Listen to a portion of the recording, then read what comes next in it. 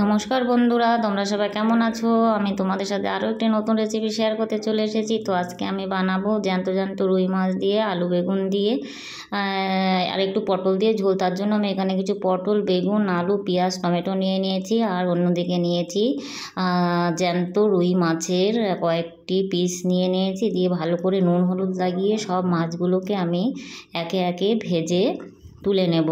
তারপরে ওই তেলের মধ্যে আমি দিয়ে দেব লম্বা করে কেটে রাখা আলু। তো আলুগুলো দিয়ে আমি আরও একটু ভালো করে এভাবে নেড়ে চেড়ে বেশ লাল লাল করে আলুগুলোকে ভেজে আমি তুলে নেব। তারপরে ওই তেলের মধ্যে দিয়ে দেব কেটে রাখা পটল। তো পটলগুলো ভাজা হতে থাক। অন্যদিকে আমি একটু কাঁচা লঙ্কা, জিরে, আদা, একটু শুকনো লঙ্কা, একটু লবণ দিয়ে সুন্দর একটা স্মুথ পেস্ট বানিয়ে নিয়েছি। তো পটলগুলো আমার ভাজা হয়ে গেছে। এবার পটলগুলো আমি তুলে নেব। দিয়ে ওই তেলের মধ্যে আমি লম্বা করে কেটে রাখা বেগুনগুলো দিয়ে দেবো। বেগুনগুলো খুব বেশি ভাজবো না, একটু হালকা নেড়ে চেড়ে তুলে নেওয়ার পর আমি ওই তেলের মধ্যে দিয়ে দেবো একটু গোটা কালো জিরে। তো জিরেটা একটু ভাজা হয়ে এলে আমি দিয়ে দেব কুচানো পেঁয়াজ আর টুকরো করা টমেটো দিয়ে ভালো করে একটু কষিয়ে নেব।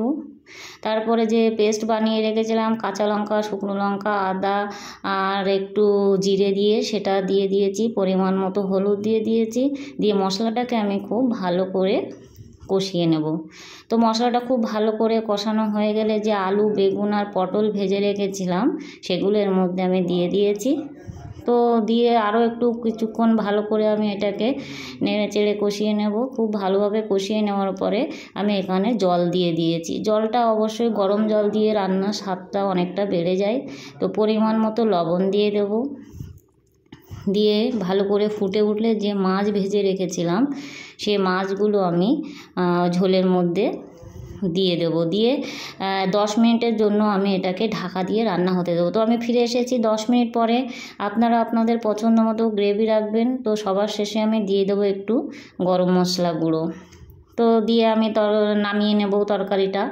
তো রেডি হয়ে গেছে আমার জ্যান্ত রুই মাছ দিয়ে আলু, বেগুন, পটল দিয়ে ঝোল। তো আপনারা একবার হলেও বাড়িতে বানিয়ে খাবেন আর আমাকে কমেন্ট করতে ভুলবেন না প্লিজ কেমন হলো রেসিপিটা। তো সবাই ভালো থাকবেন, সুস্থ থাকবেন। দেখা হবে অন্য কোনো ভিডিওতে। টাটা।